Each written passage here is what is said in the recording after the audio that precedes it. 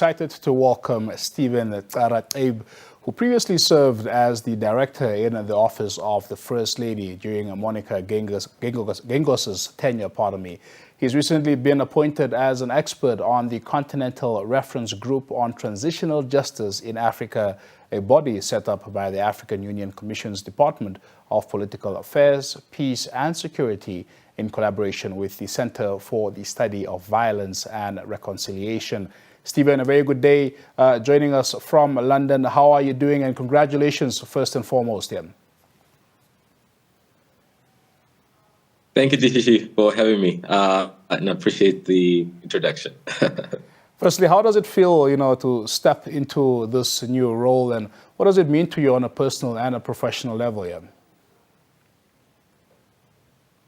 I think the work has really been a culmination of 7 years of me stumbling into transitional justice. In my previous role as the Commonwealth Youth Council member in 2017, when I joined the summit to have a conversation around the youth's role in peace building. And since then has been involved in different capacities and supporting the work and amplifying that work. And so it's very much of a humbling experience, thinking about the monumental task of looking at this policy that we passed in 2019.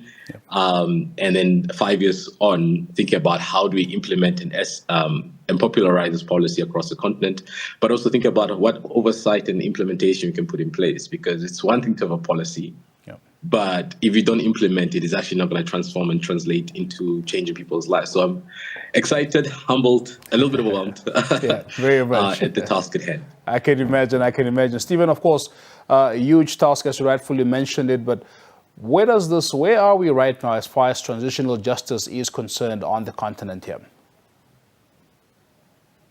Sure. So there's a lot that is going on in the continent, and that's why the reference group was put in place. And you have 15 members from across the continent kind of speaking to the different regions. So you've got North Africa, Southern Africa, Central, East, and West. Because the issues around transitional justice is very contextual, it's important that we are able to put strategies and support in place for the specific regions, but thinking about holistic as a continent, really silencing the guns and the conversations around those who are in ongoing conflict and those who are in post-conflict situations. How do you start to put transitional justice in place? You'll see in different parts of the continent, there are different levels of progress that we're seeing, some that has been exciting. For example, what's happening in Rwanda, the work that is happening in that side, for example, or in South Africa, in Namibia as well, best success stories that can be shared. But at the same time, for example, what's happening in South Sudan with the ongoing conflict, for example, how that can then also provide an opportunity for transitional justice to happen. And then other countries that are still going through conflict as we speak at the moment. And so the processes that need to be kind of put in place are different. So you see that the policy is very wide in its scope to provide countries and regions specific room and framing to be able to implement transitional justice programming for their specific context. So where we are and we want to be really is a whole continent where there's no conflict, where there's peace, where there's security, stability, where people are able to actualize and communities are able to see transformation in their lives. But unfortunately, because of ongoing conflict or the injustices and historical legacies of apartheid, genocide, colonialism, still representing and impacting our communities, we see that the economic justice, for example, for some countries is still not seen. So we're at different places and stages on the continent, but I think we're making good progress through the adoption of this policy by the African Union. And at the same time as we're thinking about 2025, which is going to be the year of reparations, justice for people of African descent, it really positions itself in an excellent way around thinking about what we need to do to redress the inequalities and historical injustices. Same time thinking about what do we need to make to transform the Africa that we want. And as we even had the UN conversation on the future, really is thinking about what has happened in the past, how do we redress that to be able to build a more resilient, stronger Africa as we're moving forward. Very much. Stephen, I think you'd agree with me that, transitional justice has been an ongoing topic. The issue of silencing the guns on the continent has been an ongoing matter.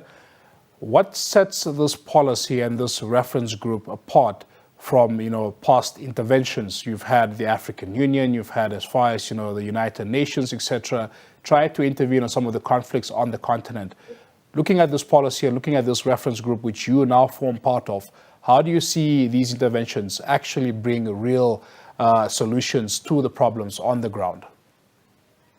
Sure. So, and as I said, I think policy is really soft law in that sense. So it's about driving the implementation thereof. So what the reference group will be doing is strategic advice, quality control around the different interventions that is happening, supporting civil society organizations, member states, as well as regional organizations, and thinking about what is the role that they each are playing towards implementing this policy. Either a role that we can do in terms of supporting the implementation of transitional justice, either work that we can do around even resource mobilization to make sure that this policy is actually effective, because it is a costly endeavor as well. So it's a multi-pronged response that we're thinking about, and you'll see that even in the reference group, we have people from those who are in the public sector, those who are in civil society, those who are youth experts, gender experts, and thinking about how do we start to implement these policies in those different sectors, and how do we provide oversight for those different members as they're engaging in this work.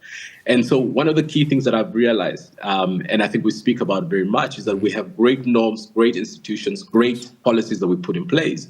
But if policy is not backed up by funding, backed up by a plan of implementation, then all of it is becomes a nice document that everybody looks at.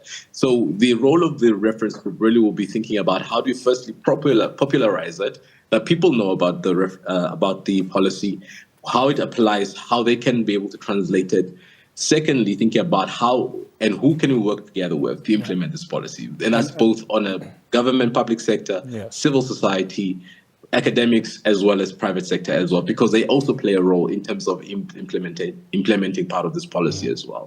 Talk to us about those kind of partnerships, that kind of collaboration, and the kind of role and support that this reference group will be providing to these institutions and organizations here.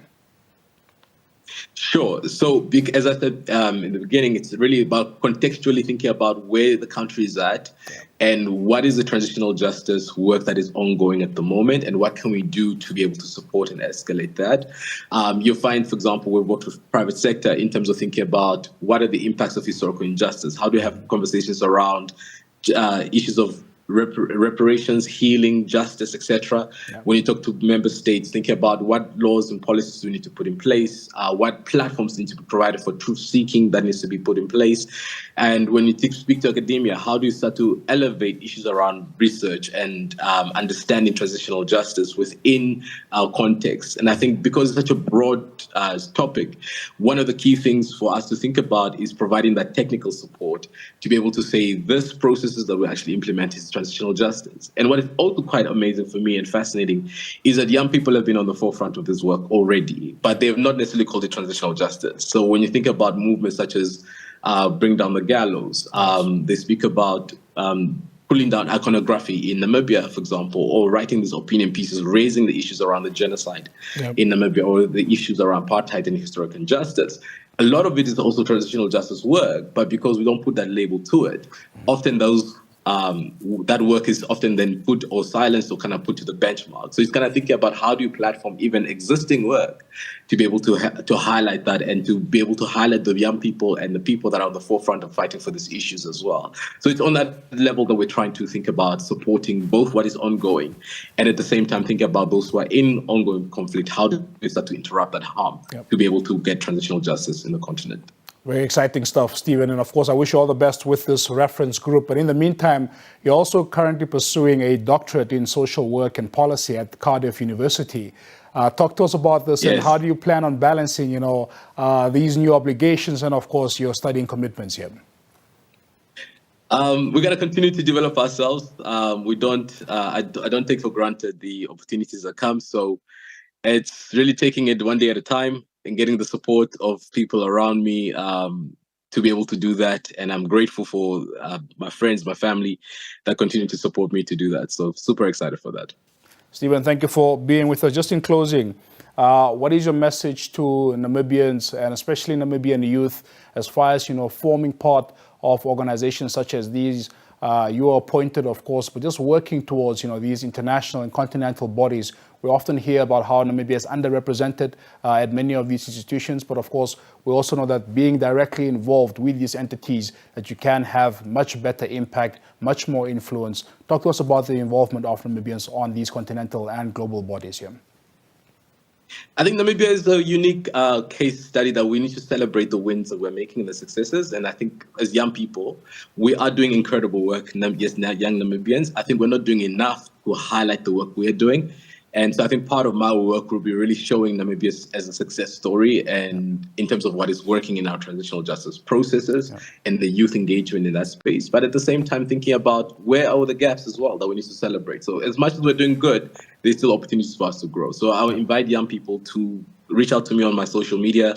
I'm happy to collaborate and engage, and even just hear about some of the work that you're doing, some ideas that is there. And we'll be reaching out to some organizations as well to be able to work together, to be able to amplify this work. Really, it's not about reinventing the wheel. It's about coordinating, pulling together that which is already in place, and then think about the gaps and think about how we can support that. So I want to encourage young people to continue to, as our previous speaker has said, aim for the stars, continue to apply yourself, show up, prepare yourself, and you'll see that the doors will open up as you engage. Thank you for being with us, and all the best to you, man.